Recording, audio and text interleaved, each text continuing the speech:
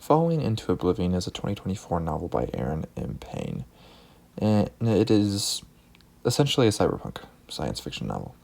Our protagonist is running through Knox City chasing a man and some money.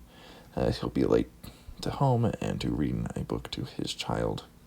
This novel begins with a barrage of on-the-nose cyberpunkness, or what I think many people think is on-the-nose cyberpunkness, just like the popular image of the genre, if you will, whether it's the imagery that is imagined or the thoughts.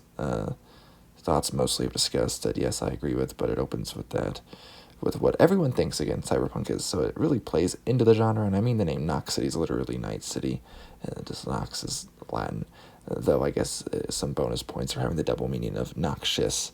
The first couple chapters establish a noir novel, again, a hallmark of the type, and really, it's a bit much, but maybe it's just me who found the internal monologuing and critiquing just an echo of my own poor attempts at writing, but I don't know. It's very on the nose.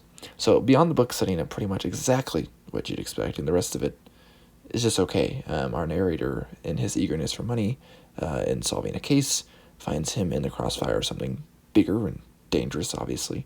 There's the insulting of modern art. Our main character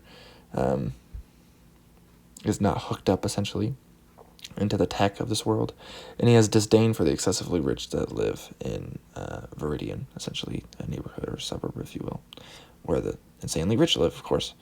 I eventually found it an enjoyable story. It's straightforward, sure, but it is entertaining enough, right?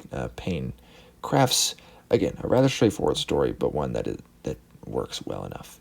It deals with something like drugs and some tech that is maybe killing people. Oblivion, it's called. Idea is not really new, but again, it's done okay. Besides solving this case, it's reinforced by the need for money to pay his daughter's school, and so that ups the stakes. Again, Payne does a decent job of like plotting it out and giving our character motivation and some personality. I mean, he's not like the most personable character still. The world building itself is really not anything special. And the writing itself, well, not bad, is also just kind of fine, in a sense. So the book isn't long, and the plot progresses swiftly, the whole thing taking very little time as well in the world.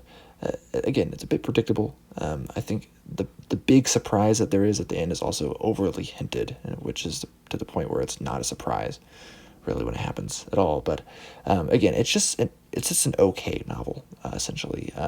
It seems like a good first attempt. I'd be really curious if Payne wrote much before writing this novel and having it published. So anyways, again, not bad.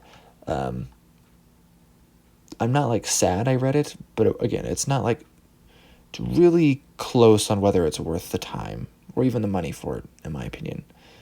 Not bad, but if you want a cyberpunk novel, there are way better ones out there for you. I mean, pretty much every other cyberpunk novel I've reviewed, I think would be worth more of your time. Anyways, Liam from Liam's Lyceum. I'll catch you next time.